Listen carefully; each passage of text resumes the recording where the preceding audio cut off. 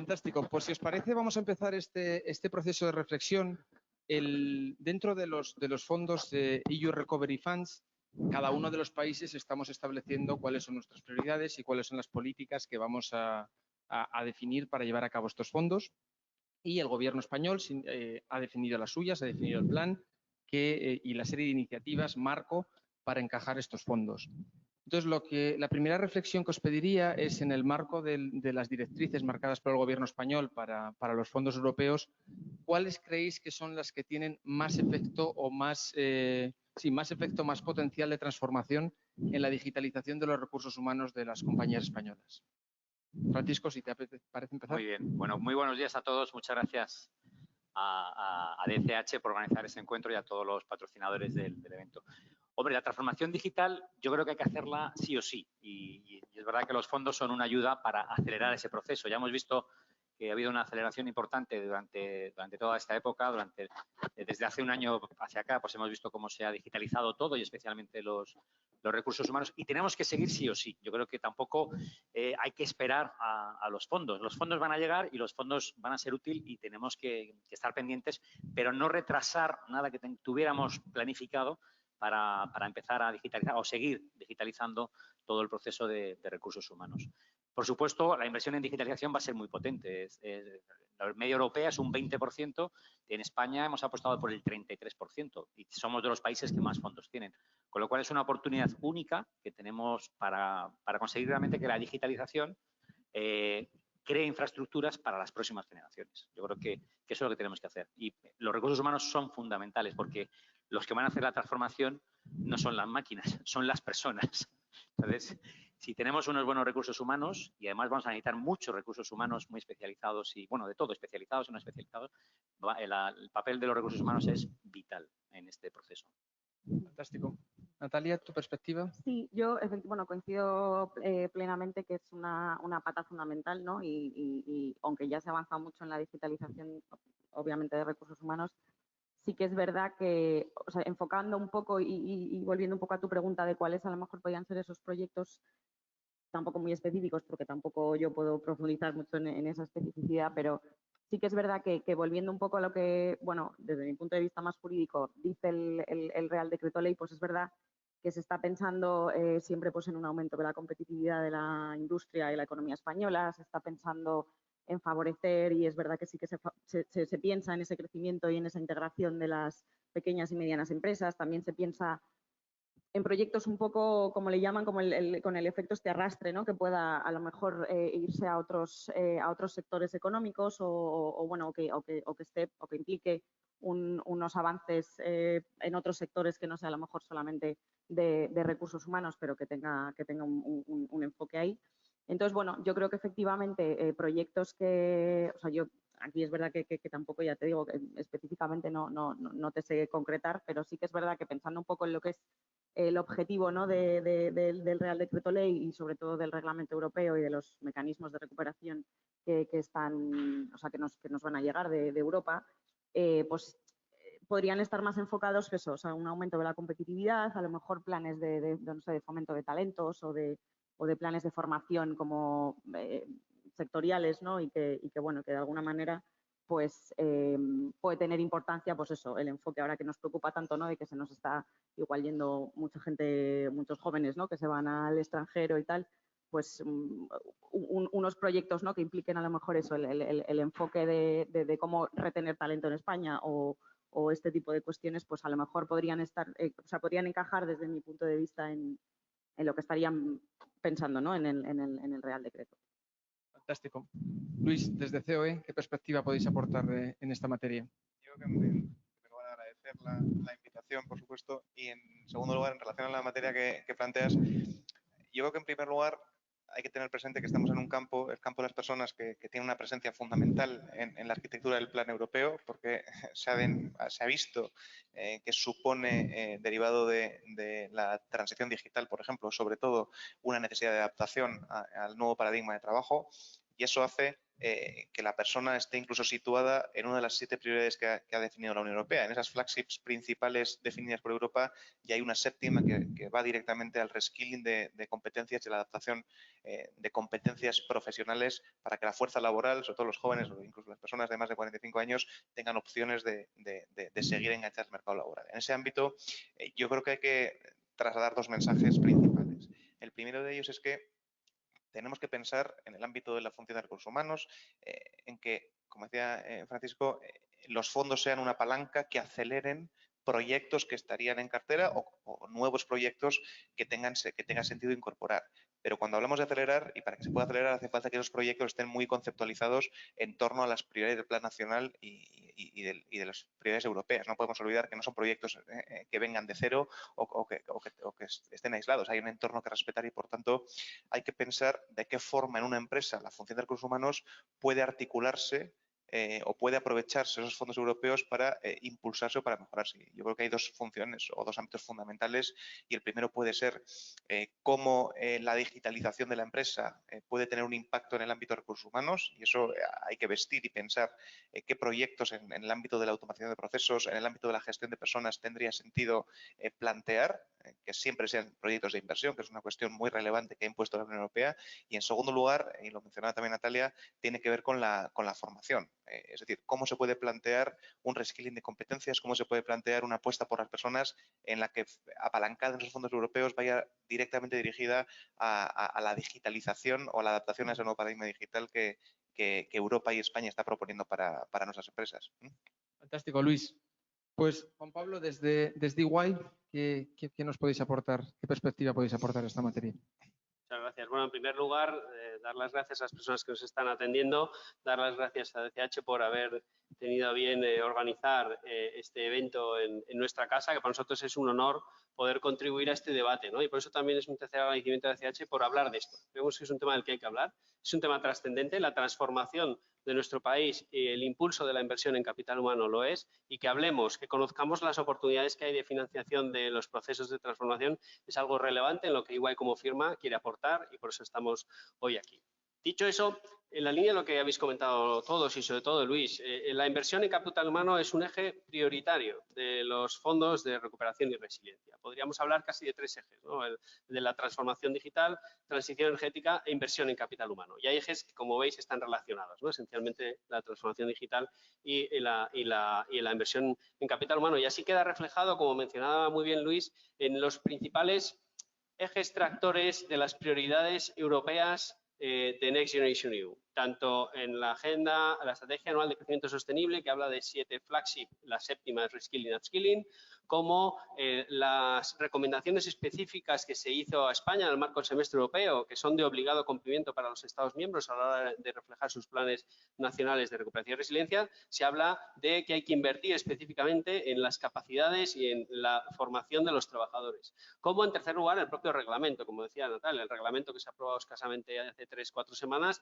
El reglamento establece 6 ejes prioritarios, y uno de ellos, el último, el sexto, es políticas para la próxima generación, que es esencialmente a través de la inversión en capacidades. Luego, la gestión del talento está altamente convocada a la transformación del país a través de los fondos de recuperación y resiliencia. Y por ello, el Plan Nacional de Recuperación y Resiliencia, que está trabajando ahora mismo en él el Gobierno de España, pero ha ido presentando ya determinados planes sectoriales, se enfoca especialmente también en este tema, en cómo invertir en capital humano, y hay por ello diferentes ejes que pueden ser muy útiles para poder obtener fondos para financiar esas necesarias transformaciones, que coincido, no hay que esperar a ellos. Los fondos además están ya, de alguna manera, los fondos están en el presupuesto. Es verdad que hay que mandar un plan, el plan se tiene que validar por la Comisión Europea, pero los ministerios tienen ya 24.000 millones de euros de fondos para ejecutar en 2021. Y de hecho, entre 2021 y 2022 deben comprometer el 70% de los 70.000 millones de euros de subvenciones. Luego, es urgente agilizar la gestión de estos fondos, ¿no? Y por eso, en el plan se establecen en el plan nacional hay diferentes planes sectoriales donde hay varios ejes que pueden tener bastante relación con la gestión de recursos humanos. Y Luis lo apuntaba conceptualmente muy bien. Uno, la parte de tecnologías para la transformación digital vinculada a capital humano, y desde luego, de acuerdo a la normativa europea, a la normativa española, podían ser perfectamente elegibles proyectos de inversión en transformación digital de procesos de gestión de recursos humanos, desde la aplicación de SuccessFactors Workday, desde la aplicación de gestiones de tramitación de la movilidad de los trabajadores de una forma digital, ágil y barata, hasta procesos, incluso plataformas de reskilling y upskilling, ¿por qué no incluso herramientas de determinación de la brecha salarial? Es uno de los cuatro ejes principales del plan español, es el impulso a la diversidad de género. Luego hay cabida en esos planes para poder financiar herramientas digitales que tienen relación con la gestión de procesos de recursos humanos. Y luego, en segundo lugar, hay otro eje muy importante de impulso de la capacitación de la fuerza de trabajo, ¿no? Hay un plan nacional de competencias digitales que tiene amplios recursos para poder destinar a la formación, a la recualificación de los trabajadores. Y dentro de este Plan Nacional de Competencias Digitales y también dentro de un plan de digitalización de la PYME, hay unos ejes muy interesantes. Unos de gestión del cambio, que yo creo que hay grandes oportunidades para proyectos de gestión del cambio asociados a estas transformaciones, y otro que se llama el Digital Toolkit, que es pues, unos recursos destinados a que las compañías puedan utilizar estos fondos para invertir en proyectos de transformación digital y en tecnología de transformación digital. Luego, lo que queda ahora es el fine tuning, ¿no? Tenemos los ejes generales y tenemos que estar encima, yo creo, para que las administraciones sean capaces de identificar las necesidades del sector productivo español para transformarse y, en virtud de ello, sacar las convocatorias de ayudas, las licitaciones de contratos o los acuerdos de convenios, etcétera, adecuados a esas necesidades del tejido productivo del país. Fantástico, pues muchísimas gracias. Yo comparto las reflexiones que estáis haciendo. Creo que hay dos especialmente relevantes. La primera, que los grandes proyectos de transformación de los recursos humanos a través de la digitalización son ejecutables ya. De hecho, nosotros en Oracle llevamos mucho tiempo trabajando con líderes de recursos humanos que necesitan transformar su negocio y que para transformar su negocio necesitan la solución y las estructuras tecnológicas detrás que lo permitan, pero que ahora ven una oportunidad tremenda con esta capacidad de financiación de los fondos. Así que comparto vuestra reflexión de que animar a todos los que nos estén escuchando de poner en marcha ya sus proyectos dentro de ese contexto que también mencionabais, de que ahora hay que darle el contexto y el fine tuning correcto con el profesional correcto para hacerlo realidad. Si os parece, en esta misma línea vamos a pasar a una pregunta concreta con COE. Bueno, estas reflexiones que estamos haciendo vienen en su mayoría de las preguntas que los asistentes al webinar nos habéis ido pasando a DCH y que nos han transmitido para estructurar esta conversación. Respecto a COE, los distintos ministerios han lanzado sus manifestaciones de interés, a lo cual COE, como el principal interlocutor del Gobierno en la materia, ha mostrado proyectos o potenciales proyectos que podrían ser financiables. Te agradecería si nos pudieras dar una idea o ejemplos de dentro de esos proyectos, cuáles los que tienen mayor potencial para la digitalización de recursos humanos.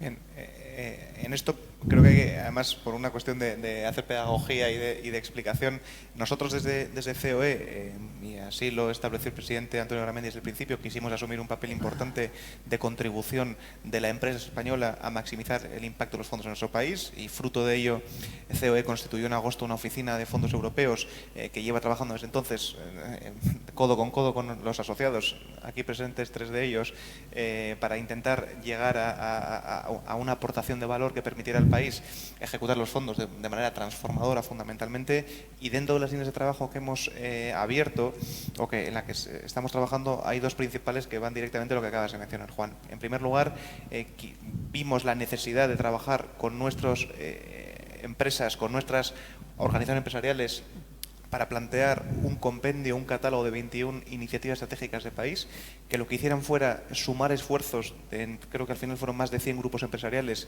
y 60 organizaciones sectoriales, Ametic, Iguay, Pérez de Orca, con el objetivo de trasladar al Gobierno una propuesta bottom-up de líneas grandes de inversión que deberían orientar la ejecución de fondos.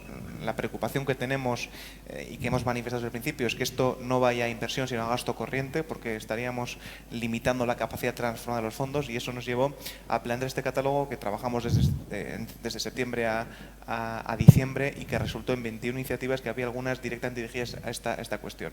Ahondábamos en cuestiones vinculadas con la formación que ha dicho Juan Pablo previamente, hablábamos de la FP Dual, por ejemplo, incorporábamos la necesidad de acercar a la educación y la empresa como un elemento fundamental de desarrollo económico, y ahondábamos también en la parte más digital en cómo las empresas podían servirse de estos fondos para una digitalización que abordara cuestiones desde luego vinculadas con recursos humanos dentro de la empresa. Eso en primer lugar. Ese catálogo, lo que quisimos es que no fuera un catálogo con nombre y apellido, y de hecho las iniciativas no tienen el nombre de ninguna empresa y asociación, porque entendíamos que era una respuesta empresarial, una hoja de ruta para después trabajar con el gobierno en esa interlocución. Y me voy al segundo punto que mencionabas, de las famosas manifestaciones de interés y de esa interlocución que estamos desarrollando con el gobierno, para poner un poquito de luz de cómo encajan y qué sentido tienen. Nosotros se ha abierto una mesa específica del diálogo social, donde semanalmente comparecemos con los diferentes secretarios de Estado y trasladamos esas prioridades de esa hoja de ruta, y lo que el gobierno está haciendo es complementar ese procedimiento de escucha con unas convocatorias de manifestaciones de interés abiertas a todo aquel que quiera, pero que tienen un sentido de escucha. No es una concreción de ayudas, no son convocatorias y son procedimientos informales. Por tanto, nosotros lo que estamos haciendo desde COE es intentar complementar y orientar a nuestras empresas para que puedan participar en esas MDIs, aterrizando lo que ya está puesto en ficha en ese catálogo, y que concreten, por ejemplo, en industria, por ejemplo, en las que puedan salir en el ámbito de la formación, aquellos proyectos más concretos que tengan. Pero es verdad que hay que lanzar un mensaje de gestión de expectativas respecto a las MDI. Es un procedimiento informal, no administrativo, que va a dar lugar después a lo que realmente es importante y para lo que entendemos que hay que hacer pedagogía y tenemos que lanzar. Van a llegar las convocatorias, como decía Juan Pablo, en torno a abril. La mayor parte de los fondos se van a canalizar en torno a subvenciones para proyectos de inversión donde haya cofinanciación pública, o en torno a licitaciones de contratos públicos, y es importante que esas MDI sirvan para hacer un ejercicio de espejo a la empresa o a un conjunto de empresas para ver cómo después pueden presentar proyectos concretos ahí. Y es un poco en lo que desde COE estamos tratando de ahondar, para informar, no solo con esa hoja de ruta que hemos dibujado y que hemos trabajado de septiembre a diciembre, como decía, sino también para poner a disposición de la empresa la información actualizada sobre qué es cada cuestión y qué plazos estamos manejando. Muchas gracias, Luis. Juan Pablo. Sí, no, a este respecto simplemente complementar respecto a lo que pues brillantemente ilustraba Luis, que además que es un actor muy relevante en esta materia, y por eso es todo un éxito tenerle aquí en este foro, porque es muy relevante lo que está haciendo COE en el diseño del Plan Nacional de Recuperación y Resiliencia, que no me consta, corregidme si es el caso, por favor, no me consta que haya ninguna manifestación de interés específica orientada y enfocada en gestión de recursos humanos. No me consta que sea el caso, ni tengo ni tengo visibilidad en torno a si la habrá. Por eso, este ejercicio que estamos haciendo aquí de reflexionar de qué tipo de proyectos son necesarios y elegibles con cargo a estos fondos es especialmente útil, y además es especialmente oportuno hacerlo ahora porque precisamente, como decía Luis, es ahora cuando los ministerios o administraciones públicas competentes, porque el 55% de los fondos para 2021 los gestionan las comunidades autónomas, están llamadas a diseñar estos convocatorias de ayudas, estas licitaciones de contratos, y no lo sé por experiencia propia. En mi época de secretario de Estado, desgraciadamente el Servicio Público de Empleo Estatal, que por cierto nos acompaña aquí una persona que fue su director general y que se incorpora hoy a EY, pues no está hecho para poder idear cómo gestionas fondos que triplican los que habitualmente o cuadriplican los que habitualmente gestionas. Necesitas ayuda para recibir ideas de qué es lo que de verdad necesita el sector productivo. Luego, ahora mismo que las administraciones públicas competentes tienen los fondos en sus presupuestos y tienen que ejecutar este año 24.000 millones de euros, necesitan de verdad reflexionar sobre cuáles son los proyectos que son más elegibles. Y en el marco de esos planes que he mencionado yo de competencias digitales o de digitalización de la empresa, si bien sería ideal que pudiera haber se idearan ya proyectos específicos que pudieran dar cabida a inversión en recursos humanos, como los que he dicho, de plataformas tecnológicas para la gestión de plantillas, para la gestión de la movilidad de los trabajadores, analizar el cálculo de la brecha salarial, por supuesto plataformas de reskilling y upskilling. Si no es el caso que se programen específicamente así, sí sería muy bueno que se programen de forma abierta, como para que diera lugar a que todos estos procesos, que además tienen una componente de digitalización, pudieran ser elegibles para poder concurrir a estas ayudas.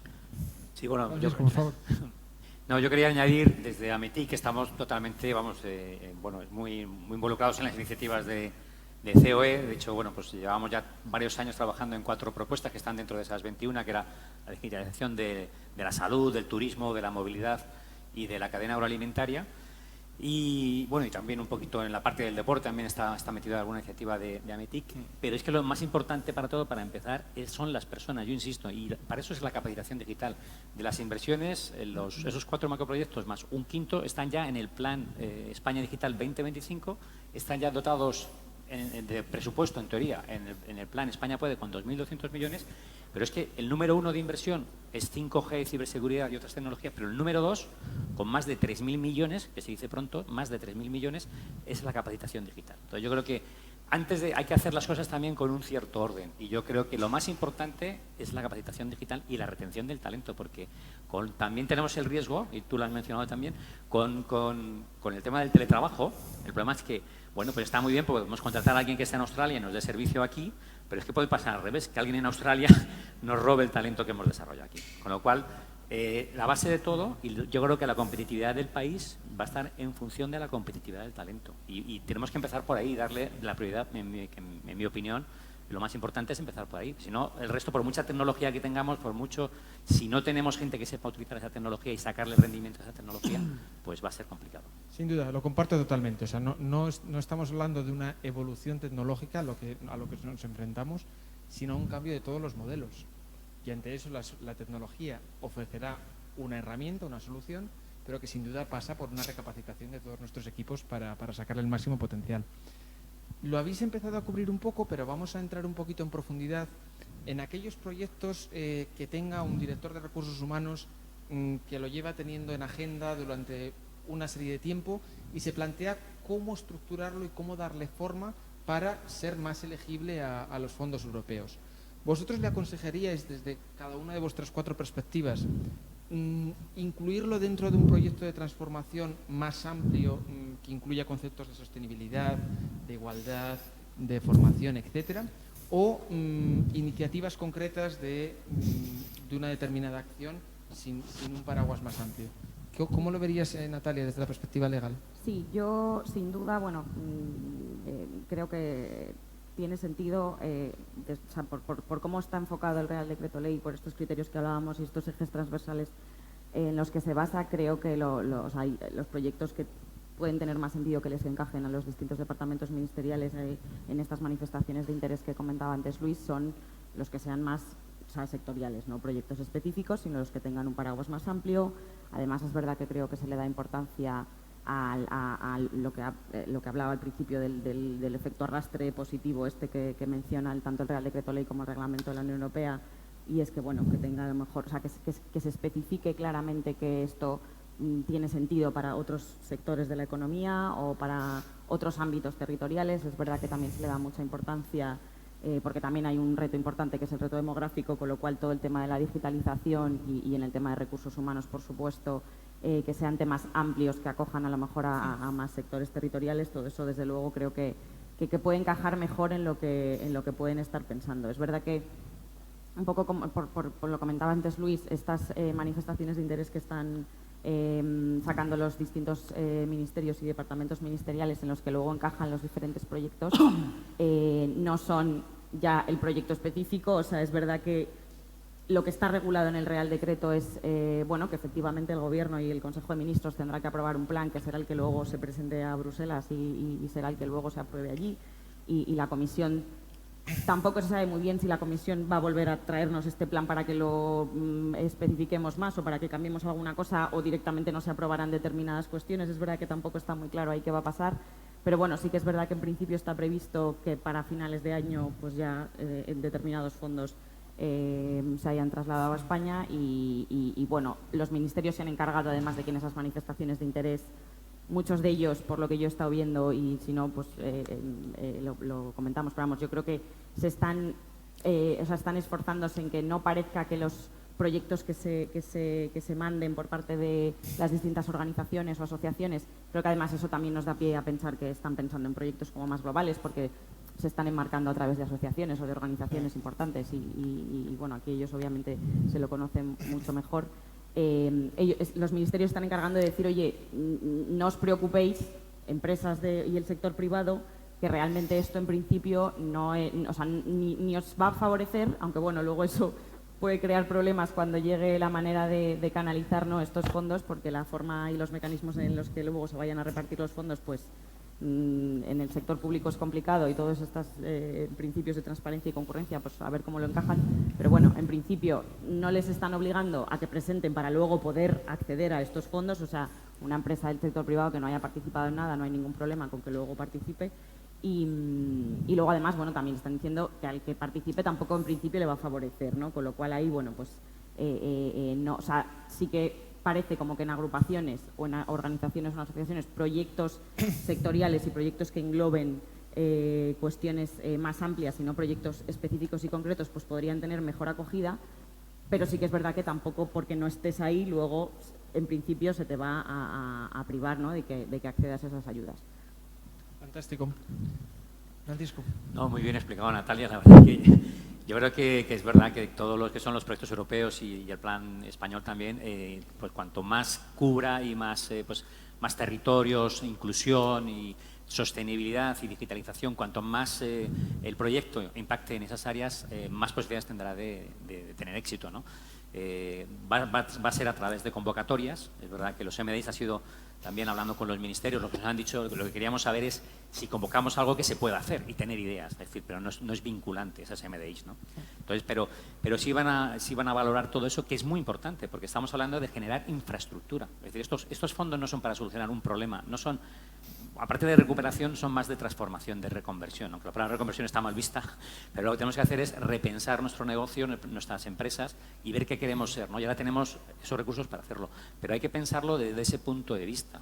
Es decir, de crear infraestructura pues a nivel nacional, territorial, internacional, etcétera, ¿no? Y con inclusión, no olvidando a nadie, ¿no? Y eso es importante que se haga así, que no sean simplemente proyectos aislados que no sumen, sino que sean proyectos que cuanto más integren, mejor. Entonces, bueno, yo creo que va a ser importante a la hora de... Y va a dificultar, lógicamente, pero va a dar mejores resultados a la larga. Bueno, pero para eso estáis asociaciones como Ametic, COE o grandes consultoras como Iguay para darle forma. Sí, yo creo que en línea de lo que comenta Francisco como Natalia, yo creo que hay que pensar en proyectos que tengan tres características principales, ¿de acuerdo? Asumiendo de nuevo que lo importante creo que aquí es ser pragmático e ir a lo que realmente supone la arquitectura de estos fondos y pensar sobre todo ahora mismo en las convocatorias, que es lo que va a suponer el compromiso de adjudicación de cuantías. Hay tres cuestiones que entiendo que cualquier proyecto tendría que tener. Primero, es el momento de plantear proyectos sólidos, que sean técnicamente solventes, que tengan una viabilidad económica razonable y que sean o ahonden en la recuperación, si es el caso, o en la transformación de la empresa, ¿de acuerdo? Y eso, ahí, proyectos que vayan más allá de un departamento, que tengan algo más de empaque, pues evidentemente van a ser más transformadores. En segundo lugar, es el momento, y es un mensaje que estamos recibiendo desde el Gobierno y estamos también haciendo pedagogía, es que sean proyectos maduros. Y cuando hablamos de proyectos maduros significa que no es momento de ideas felices, ¿de acuerdo? Es momento de proyectos cuya implantación pueda iniciarse de forma inmediata. No significa que sean proyectos que su ejecución completa tenga que hacerse en un mes, porque evidentemente habrá proyectos cuya ejecución se prolongue y de hecho el plan europeo va o permite certificar o subvencionar la ejecución de proyectos que terminen hasta el 2026, ¿de acuerdo? Pero sí es importante que sean proyectos que se puedan implantar en el corto plazo. Y en tercer lugar, y es una cuestión que es sobre todo lo que le da pragmatismo a esta cuestión, es que sean proyectos absolutamente alineados con el plan nacional y el plan europeo. Y cuando digo absolutamente alineados significa que puedes tener un proyecto muy potente, pero que lo importante es no solo el continente, sino la forma. Es con un regalo. Está muy bien que usted tenga un regalo que esté bien, pero el lazo que ponga y el papel también es importante. Y en este caso es sobre todo más importante por ese aspecto pragmático. La forma de canalizar los fondos va a ser sobre todo, y vuelvo a repetir, a través de convocatoria de subvenciones y de licitaciones de contratos públicos.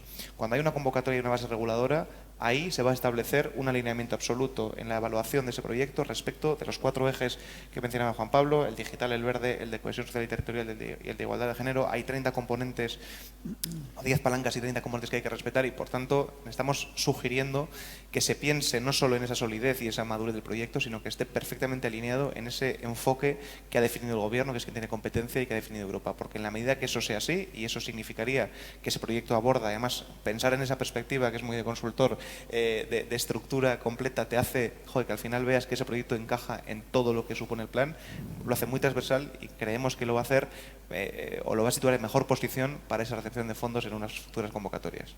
Fantástico, Luis, muchas gracias. Juan Pablo, dentro de tus reflexiones sobre Iguay, te voy a pedir que incluyas las áreas funcionales que estáis viendo, porque estáis asesorando a muchas compañías en este proceso, las áreas funcionales en la gestión de recursos humanos que crees que tienen más cabida en todo este proceso transformacional de los fondos.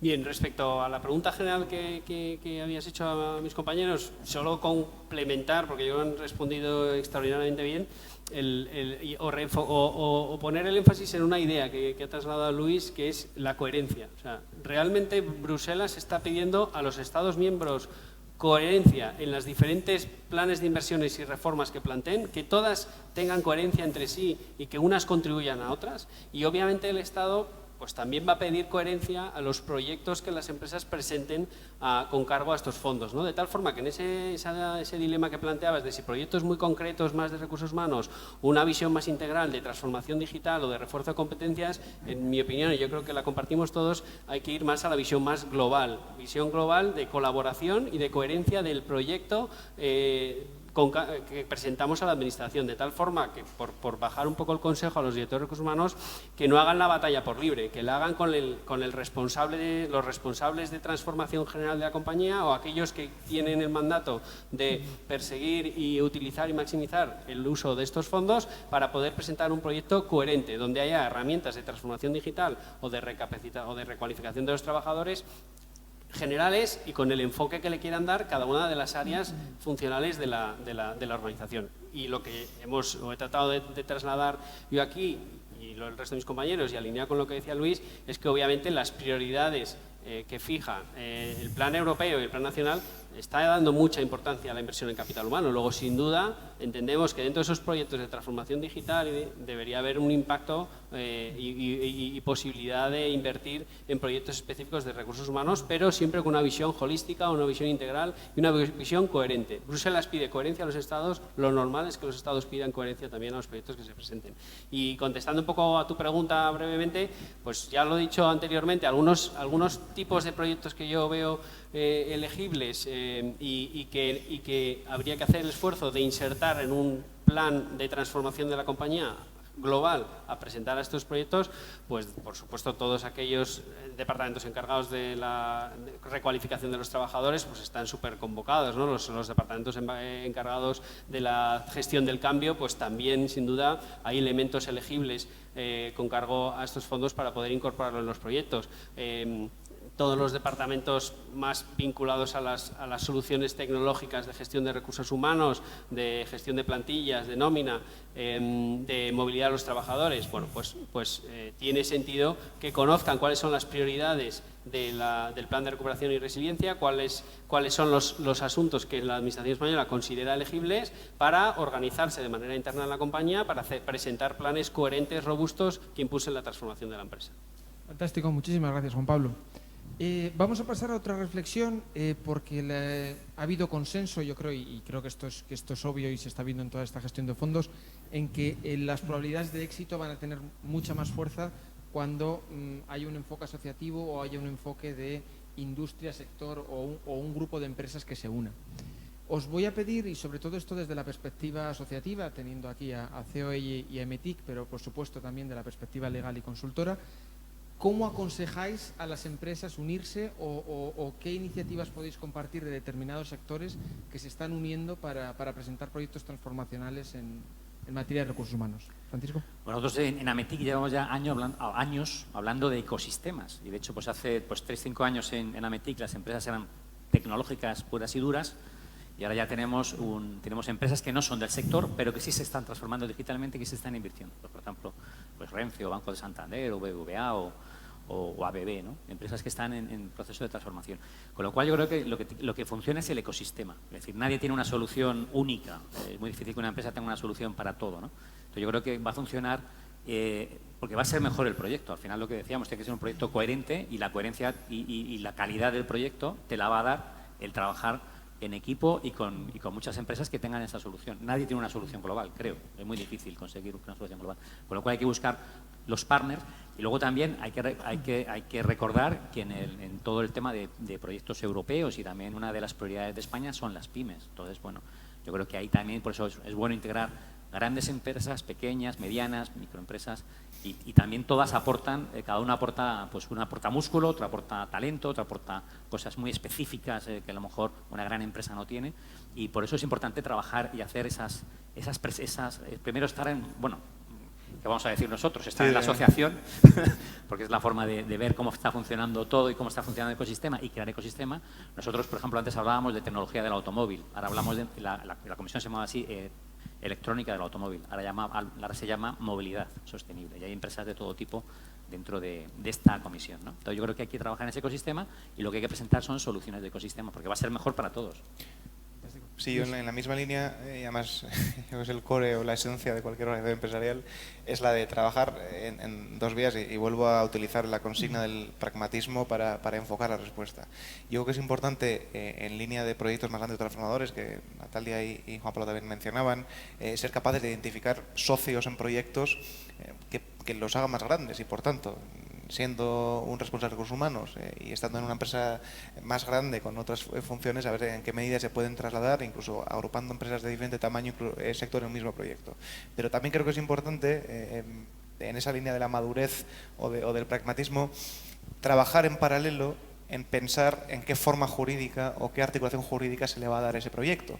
Porque estamos, si no, peligrosamente entrando en una gestión de expectativas que se hace difícil. Es decir, es el momento de pensar en proyectos de inversión alineados y que sean coherentes, que además tengan socios asociados o subidos al tren que permita que sean proyectos potentes, pero es importante no perder de vista cómo se va a articular jurídicamente. Hay un Real Decreto que entró en vigor el día 1 de enero de este año, que está ahí y que está en vigor y que está convalidado en las Cortes, y hay unos mecanismos jurídicos que el sector público utiliza para canalizar fondos hacia el sector privado. Y es una cuestión que hay que tener presente, porque el sector público tiene una forma de funcionar muy particular que hay que conocer y hay que poner la idea empresarial individual o colectiva en una forma jurídica que el ordenamiento jurídico permite o facilita. Y creo que es una doble perspectiva en la que hay que trabajar y en la que estamos intentando acercar o hacer pedagogía para que la gente no deje de lado lo segundo y llegue un momento en el que te encuentres que la idea es muy buena, tienes un proyecto muy sólido, pero no tienes el cauce correcto para poder articularlo y por tanto pues te puedes quedar con una menor capacidad de aspirar a fondos. Fantástico. Juan Pablo.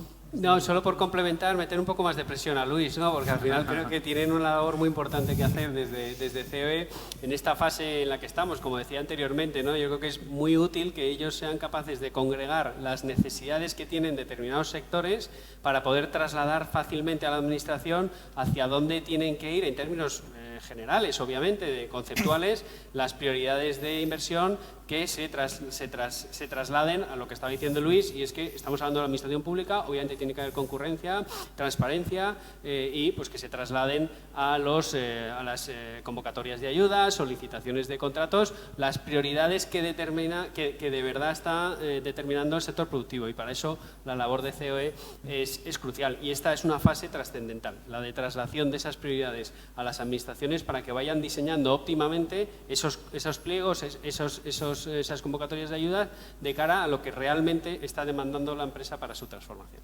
Fantástico. Y desde la perspectiva legal, ¿qué O sea, coincidiendo plenamente y sobre todo esto último que mencionaban con el tema de cómo luego esto se va... O sea, creo que es muy importante, como bien decía Luis, el no perder la perspectiva de cómo luego vamos o cómo luego van a poder las empresas acceder a estas ayudas públicas.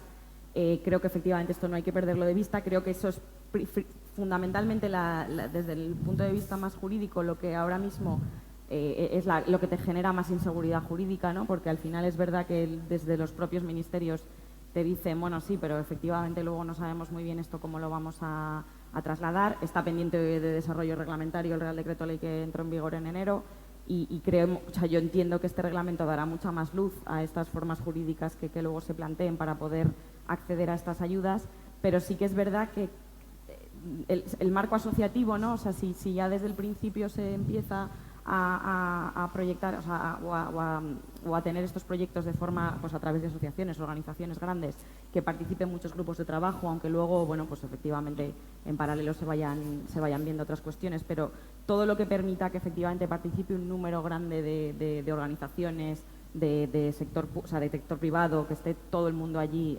volcado en determinados proyectos, va a ayudar a las administraciones públicas a que luego sea de alguna manera más fácil canalizar eso, porque bueno, estos principios de concurrencia, de transparencia, de igualdad, ¿no? que se exigen para poder luego acudir a una licitación pública o dar una subvención cuando se publiquen las bases de las subvenciones, porque efectivamente yo también creo que va a haber una gran parte de esos fondos que se tramiten a través de subvenciones directas o a través de otro tipo de ayudas más directas, pues hay que ver cómo, o sea, todo lo que sea que se ayude a la Administración a que haya habido en el proceso de formación de todos estos proyectos una mayor concurrencia, una mayor asociación y que haya más participación, ¿no? de todo el sector privado, pues va a ayudar a que luego no haya problemas a la hora de poder adjudicar esas ayudas a través de contratos públicos o a través de convenios de colaboración o a través de subvenciones.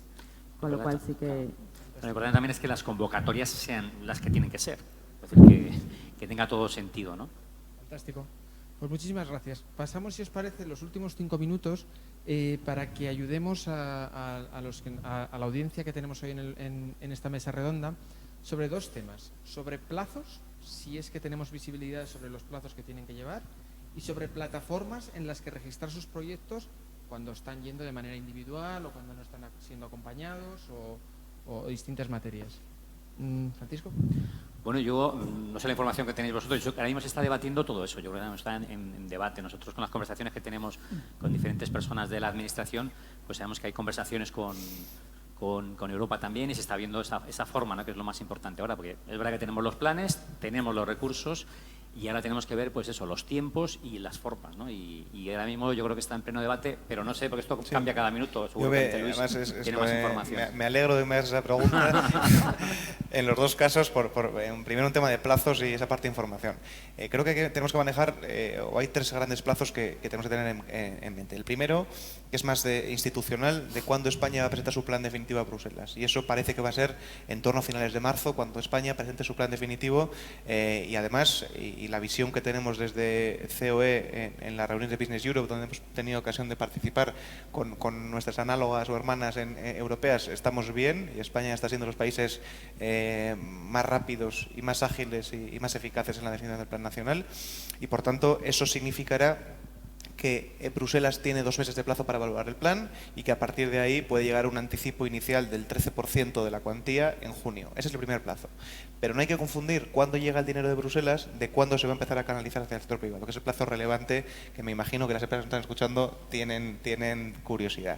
Y es el segundo plazo relevante. Y es que estamos en la previsión, precisamente porque desde el 1 de enero tenemos aprobado en vigor los presupuestos generales del Estado del año 2021, que sea abril el mes en el que posiblemente se empiecen, finales de marzo-abril, a canalizar los primeros fondos. Porque el Gobierno tiene decidido, y así nos lo anunció en las sucesivas mesas del diálogo social, avanzar las primeras convocatorias con cargo a fondos propios. Tenemos presupuestados en los presupuestos del año 21 27.000 millones de euros con cargo a fondos europeos y por tanto esas convocatorias de las que tanto hemos hablado parece que en abril van a estar ya disponibles para empezar a ejecutarse. Y en tercer lugar hay otro plazo relevante que es para que cualquier empresa tenga visible cómo planificar sus inversiones, y es que diciembre del año 26 va a ser el año o el tiempo hasta cuando se pueden financiar con cargo a Next Generation inversiones privadas, que son 3 plazos relevantes. Y en cuanto a la plataforma o ventanillas, en su día se habló mucho, creo que ya más por una cuestión de morbo público, de si la ventanilla centralizada o no. Bien, aquí va a haber muchas ventanillas porque va a haber una gestión compartida nacional, autonómica e incluso local. 50-55% de los fondos los van a gestionar las autonomías, un 40-45% lo van a gestionar el Estado y hasta un 5% posiblemente las entidades locales. Por tanto, las ventanillas van a responder a un criterio competencial. En función de la competencia en que se estructura el sector público, la gestión va a corresponder a unos u otros, incluso puede haber ámbitos en los que esté compartido como industria, como pymes. Dicho esto, nosotros en COE lanzamos ayer un servicio que sí quiero poner a disposición de toda aquella empresa que lo considere, que lo que busca es precisamente porque la mayor parte de fondos se va a canalizar a través de contratos y subvenciones. Es un servicio que además de webinarios, foros, etcétera, lo que te permite es tener acceso diario a todo contrato público y toda subvención que publique desde un ayuntamiento hasta un ministerio. Eso lo lanzamos ayer. Hemos salido con los contratos públicos y subvenciones con cargo a fondos ordinarios y a los fondos europeos ordinarios, FEDER, Fondo Social, y cuando en abril empiecen a llegar o lanzarse las primeras convocatorias también las incorporaremos. Eso se puede acceder a través de nuestra plataforma www.coexeuropa.es y cualquiera que lo desee se puede suscribir y tener ese acceso diario con alertas diarias, etcétera, para intentar tener un poquito más de luz de qué opciones tiene en función de su geografía, su importe, lo que fuera. Fantástico. Juan Pablo, Natalia, no sé si tenéis alguna reflexión final. Yo creo, vamos, es que es difícilmente apuntar nada más de lo que ha dicho brillantemente Luis, porque es que es radicalmente así, o sea, los 3 hitos y el procedimiento, pero es verdad que estando en Iguay y representando a esta casa, hay una manera de ir incluso más allá, que es, además de suscribirse a esa web, que es estupenda, pues estar bien asesorado, porque realmente, como dicen, las ventanillas son múltiples y en breve vamos a empezar a ver multitud de oportunidades de todo tipo de administraciones que va a ser difícil de monitorizar. Con lo cual, a esa labor que yo creo que es esencial que hace COE y que además ayer impulsó con la presentación de esta web, pues creo que es de gran utilidad estar bien asesorado. Natalia. Pues os agradezco muchísimo a los 4 habernos acompañado hoy. Yo creo que ha sido una mesa redonda en la que hemos aportado mucha luz. Desde luego nosotros en Oracle, a mí me ha aclarado mucho y estoy seguro que nos ha aclarado a muchas de las conversaciones que estamos teniendo con los directores de recursos humanos para los procesos transformacionales y sin duda pues muchísimas gracias a todos.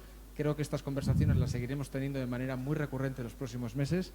Y Juan Pablo, Luis, Francisco y Natalia, un placer haberos acompañado hoy y muchas gracias de nuevo a DCH y un placer por parte de Oracle de haber podido participar.